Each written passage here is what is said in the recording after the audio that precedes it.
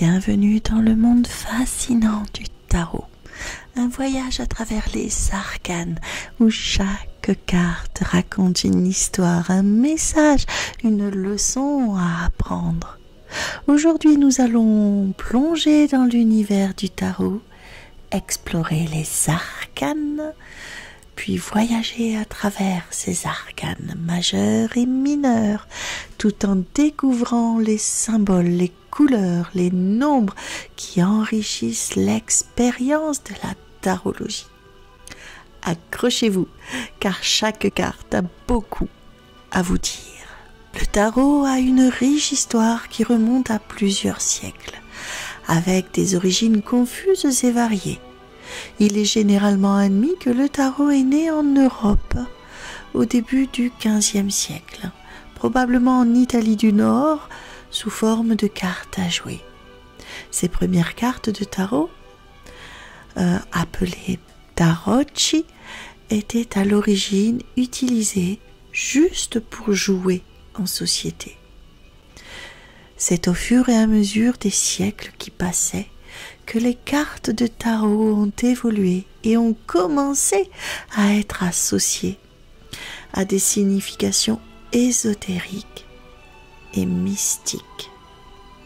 Le normand, Papus, l'ont utilisé à des fins aussi astrologiques. Alors le tarot, c'est quoi? C'est un jeu de cartes composé de 78 cartes.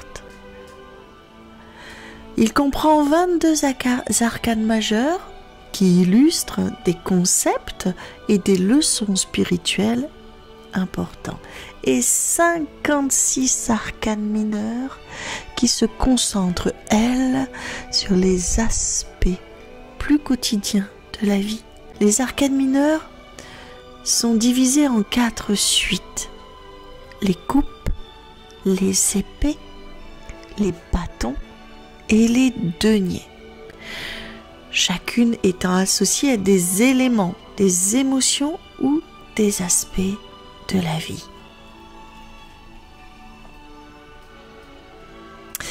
Il y a aussi la numérologie, ça lui ajoute une dimension supplémentaire dans les interprétations des cartes. De nos jours, le tarot est partout.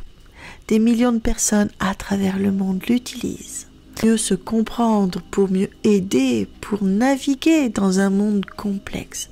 On tisse des liens entre le passé, le présent et l'avenir. Le tarot continue à fasciner, à inspirer, à guider. On l'utilise, nous les voyants, médiums, comme un outil indispensable dans l'art ésotérique. Le tarot est bien plus qu'un simple jeu de cartes, c'est une invitation à explorer l'inconnu, à plonger en lui, dans les arcanes de notre propre existence, de notre subconscient et de notre conscient.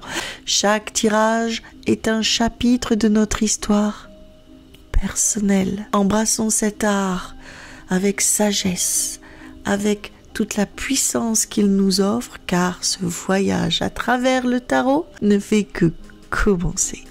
Nous entamons notre voyage avec le mât, le fou, l'arcane 0, qui représente une nouvelle aventure. Il symbolise la liberté et l'innocence, mais peut aussi incarner l'imprécaution, la maladresse. Le mât est mystérieux. Il représente le potentiel infini. C'est la carte du mât, le symbole du nouveau, du commencement. Dans ses aspects positifs, un nouveau départ sans limite. Dans ses aspects négatifs, un manque de préparation, l'immaturité, la naïveté. Poursuivons avec le battleur. La carte du battleur est riche en symboles. Il incarne l'initiative de la créativité, le 1.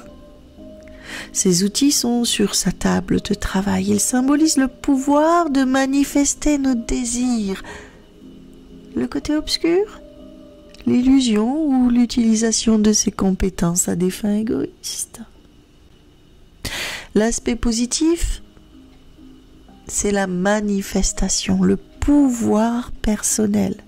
Son aspect négatif, la manipulation, la tromperie. S'en vient alors la rencontre avec la grande prêtresse, la papesse. Une carte entourée de mystères nous plonge dans l'intuition et les mystères cachés. Elle nous rappelle d'écouter notre voix intérieure. En revanche, elle peut aussi signaler des secrets non révélés qui perturbent notre chemin. C'est peut-être aussi les enseignements. Ces aspects positifs, l'intuition, la sagesse intérieure, la transmission, la grand-mère. Ces aspects négatifs, la réticence à communiquer, les secrets, l'isolement. Alors vient l'impératrice, qui représente la féminité, mais aussi la fertilité. L'impératrice évoque la créativité et l'abondance. Son essence est liée à la nature et à l'amour. Cependant, une énergie incontrôlée peut conduire à l'excès ou à la dépendance. Son aspect positif, la croissance, le soutien, la gestation. Son aspect négatif, la surprotection, la négligence de soi-même. On poursuit avec l'empereur. Il représente l'autorité et la structure. Il incarne la stabilité, l'ordre, le leadership. C'est un symbole de contrôle et de sécurité. Toutefois, cette quête de pouvoir peut mener à de la rigidité, à l'autoritarisme, parfois au despotisme. Son aspect positif, une direction sécurisante, une protection. Son aspect négatif, la tyrannie, le manque de souplesse. Alors on rencontre le pape. On peut l'appeler l'Hierophante, mais je préfère le pape. C'est une carte qui représente une figure sage. Incarne la tradition, les valeurs spirituelles et la moralité. Il nous guide sur le chemin de la connaissance et de l'enseignement. Il peut aussi incarner une tendance à se conformer aveuglement aux normes établies. Son aspect positif, la transmission, l'enseignement, la guidance spirituelle, la foi. L'aspect négatif, le dogme, la rigidité morale. Vient alors les amoureux. La carte de l'amoureux, une carte illustrant une union ou des choix à faire. Un personnage central avec deux figures féminines. Les amoureux représentent l'amour, l'harmonie et les choix significatifs. Cette carte souligne l'importance des relations et de l'équilibre. Pourtant, elle peut aussi signaler des conflits et des choix difficiles dans l'amour. Son aspect positif, l'union, la connexion profonde. L'aspect négatif, l'ambivalence, le désaccord émotionnel.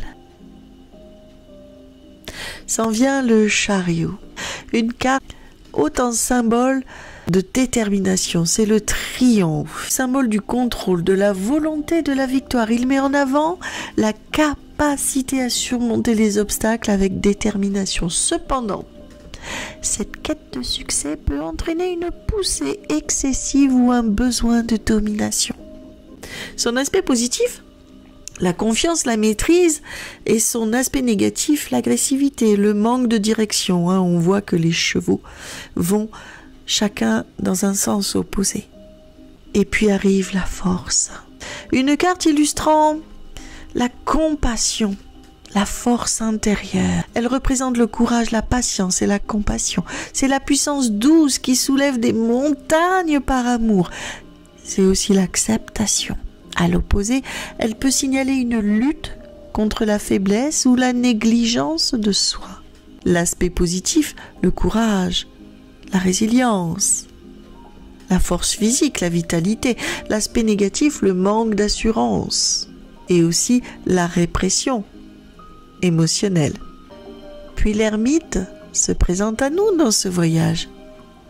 Il porte une lanterne. L'ermite nous invite à la réflexion, à l'introspection, aller à la recherche de la vérité à l'intérieur de soi, à enquêter, à être plus minutieux. C'est un moment de solitude, de retraite constructive. Cependant, il peut aussi marquer un isolement excessif qui peut mener à la mélancolie et à l'ennui, au laisser-aller. C'est aussi les personnes âgées. Dans son aspect positif, c'est la sagesse intérieure, la recherche de soi, la retraite volontaire. Mais dans l'aspect négatif, attention, ça peut être l'isolement, le retrait excessif du monde. La roue de la fortune se présente à nous, une carte avec des symboles de changement. La roue de fortune évoque le cycle de la vie, les hauts et les bas. Elle évoque la destinée, elle nous rappelle que tout est un flux constant. Mais attention, elle peut aussi indiquer une passivité face aux événements ou même, parfois, de la malchance. Dans ses aspects positifs, c'est les changements, les cycles naturels, la roue qui tourne. Dans ses aspects négatifs, c'est le destin aveugle, le manque de contrôle aussi, la justice. Une carte de la justice représentant l'équilibre et l'équité. La justice traite de l'équilibre, de la vérité et des conséquences. Elle encourage à être responsable des actions, mais une approche rigide peut engendrer une injustice. Les aspects positifs, l'équilibre et les responsabilités. Les aspects négatifs, la rigidité, la dureté et aussi l'injustice. S'en vient le pendu. Il symbolise le lâcher-prise et les nouvelles perspectives. Le pendu invite à la contemplation, au lâcher. Il encourage le changement de point de vue, de perspective. Souvent, il peut aussi signaler une stagnation ou l'inaction, un blocage. Dans ces aspects positifs, c'est laisser aller les choses parce qu'on ne peut pas agir dessus pour le moment, et c'est aussi se forcer à s'analyser ou à aller en introspection. Et puis dans ces aspects négatifs, la stagnation tout simplement et la passivité. Et puis la lame de la mort, elle représente la transformation mais aussi le renouveau. La mort n'est pas à craindre mais plutôt à comprendre comme un symbole de transmutation, de transformation. Elle annonce de nouveaux commencements après la fin d'un cycle. Toutefois, la peur du changement peut inhiber la croissance. Dans ces aspects positifs, c'est vraiment ce renouveau, cette transformation, on rase et on reconstruit. Et dans les aspects négatifs, c'est une résistance au changement, c'est une attente, c'est une immobilisation. Et puis, la fin d'une situation. Puis vient la tempérance, symbolise l'équilibre, l'harmonie. La tempérance représente tout ce qui est aussi dans l'échange, dans le partage. Elle nous encourage à pratiquer aussi la modération. En revanche, un excès de zèle peut nous amener à de l'impatience. Dans ces aspects positifs, on l'a dit, c'est vraiment tempérer, l'équilibre, l'harmonie, trouver sa juste place, où les choses vont revenir dans l'ordre. Et dans ces aspects négatifs, tout est excès, tout est impatience, tout est sans dessus-dessous. Et puis vient le diable, qui représente les tentations et les dépendances. Le diable symbolise les chaînes qui nous retiennent, les emprises, les dépendances et les désirs matérialistes. Il nous met en garde contre les illusions que l'on pourrait se faire. Cependant, la prise de conscience de nos faiblesses peut mener à la libération. Ces aspects positifs, c'est la confrontation aux peurs et la libération. Dans ses aspects plus sombres, c'est la dépendance, l'illusion, la souffrance, la manipulation. S'en vient la tour, la maison Dieu. Elle symbolise la rupture et le bouleversement. La tour incarne le chaos, la destruction et les révélations soudaines. C'est inattendu. Bien que son apparition puisse causer désarroi, elle pave souvent la voie à des changements significatifs. Les aspects positifs, c'est la libération, la transformation. Ça s'écroule, mais c'est indispensable que ça s'écroule parce qu'on a quelque chose qui fleurit derrière. Et puis dans ces aspects négatifs, c'est le choc, la perte, l'accident, la rupture. Puis vient l'étoile, la carte qui symbolise l'espoir, la lumière, la clarté et l'ange. Elle inspire la sérénité, elle représente la lumière au bout du tunnel, la petite lueur qui est là quand tout est sombre autour de soi. Toutefois, un excès d'optimisme peut mener à des illusions. Elle représente aussi parfois la rêverie. L'optimisme, le guide, la communication, la voie à suivre. Dans ces aspects négatifs, c'est l'illusion, la naïveté, se mentir à soi-même. Puis vient la lune, entourée de mystères et d'illusions pour le coup. La lune parle donc de rêves, de peurs intérieures. Elle nous pousse à explorer l'inconscient. Cependant, elle apporte aussi la confusion. Elle peut parler de maladies mentales aussi qui peut en résulter ou de l'auto-mensonge, la perdition de l'esprit. Dans ces aspects positifs, c'est lié à l'intuition, la voyance, tout ce qui est dans ce domaine aussi de l'ésotérisme, aussi au tomber de la nuit, au soir, à la nuit. C'est l'exploration aussi intérieure. Dans ces aspects négatifs, c'est la confusion, l'illusion, la défaillance mentale. Ça peut être aussi un épisode dépressif. Et puis vient le soleil. Ça symbolise la joie, le succès, la vitalité. Le monde des enfants. Il symbolise le succès, la lumière, la chaleur, l'été. Il apporte joie et optimisme. Néanmoins, un excès de lumière peut éclipser les ombres, mettant en avant une arrogance. Dans ces aspects positifs, on l'a vu, la joie, le monde des enfants et les succès. Dans les aspects négatifs, l'arrogance, la surconfiance, l'ego démesuré. Puis vient le jugement. Il représente la renaissance et la réalisation. Le jugement évoque la renaissance, la réflexion et la prise de décision éclairée. Il nous incite à prendre pleinement conscience de qui nous sommes vraiment, mais il peut aussi mener à une autocritique excessive. Dans ces aspects positifs, c'est le réveil. C'est l'évaluation. Dans ces aspects négatifs, c'est l'autocritique, la censure, le regret. Puis vient le monde. La carte du monde, symbole de complétude et d'accomplissement. Le monde représente l'achèvement, l'harmonie et la réalisation des objectifs. C'est le symbole de la plénitude. Toutefois, un sentiment d'accomplissement peut mener à l'ennui ou à la complaisance. L'accomplissement, dans ses aspects positifs, mais aussi la plénitude.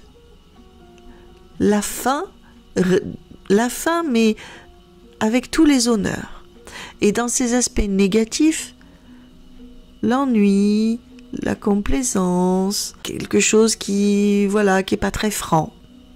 Cette présentation des 22 arcades majeures du tarot offre un aperçu essentiel de chacun des symboles ainsi que de leurs aspects positifs et négatifs, permettant de mieux le comprendre. Merci de m'avoir suivi tout jusque-là.